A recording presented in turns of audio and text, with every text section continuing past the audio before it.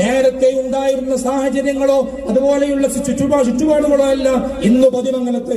അന്നു തന്നെ ആ സമയത്ത് ധാരാളം പ്രവർത്തകർ കല്ലേറുകൾക്ക് വാങ്ങി രക്തം കാലിൽ നിന്നൊലിച്ചപ്പോ, അതുപോലെ തന്നെ ഈ സംഭവത്തിന് സാക്ഷ്യം വഹിച്ചിട്ടുള്ള പ്രവർത്തകരിൽ നിന്ന് കേട്ടറിഞ്ഞ് ഈ നാട്ടിലെ പാവപ്പെട്ട വലിയുമ്മമാർ അന്ന് കരഞ്ഞിട്ടുണ്ട്, ഉസ്താദിന് വേണ്ടി ഉറക്കൊഴിച്ചിട്ടുണ്ട് എന്ന് പറയുമ്പോ സത്യത്തിൽ ഉസ്താദിനൊന്നും പറ്റിയിട്ടില്ല.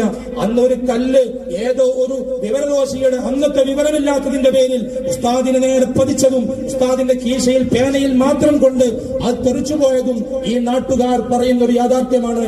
അന്ന് ആ കല്ല് ഇരുട്ടിന്റെ മറവിൽ ആരാണോ ഈ സ്റ്റേജിലേക്ക് വലിച്ചെറിഞ്ഞത് അദ്ദേഹം ഇന്ന് ഈ സദസ്സിലിരിക്കുന്നുണ്ട്. മൊയ്തീൻ എന്ന് പറയുന്ന സുഹൃത്ത് ഈ പരിപാടി നിശ്ചയിച്ചത് മുതൽ വ്യാഴാഴ്ചയും വെള്ളിയാഴ്ചയും ഇന്നലെയും ഇന്നും നടക്കുന്ന പരിപാടിയിൽ സജീവ സാന്നിധ്യമായി അദ്ദേഹം ഇവിടെയുണ്ട്. പരിപാടി നിശ്ചയിച്ചത് മുതൽ വ്യാഴാഴ്ചയും വെള്ളിയാഴ്ചയും ഇന്നലെയും ഇന്നും നടക്കുന്ന പരിപാടിയിൽ സജീവ സാന്നിധ്യമായി അദ്ദേഹം ഇവിടെയുണ്ട്. അദ്ദേഹം പറയുന്നു, അന്ന് ഞാനൊരു വഹാബി ആശയക്കാരനായിരുന്നു, ഇന്ന് ഞാൻ ഇവിടെ ഇരിക്കുമ്പോ ഞാനൊരു സുന്നി പ്രസ്ഥാനത്തിന്റെ ആ വലിയ പ്രവർത്തകനായിട്ടാണ് ഇരിക്കുന്നത്.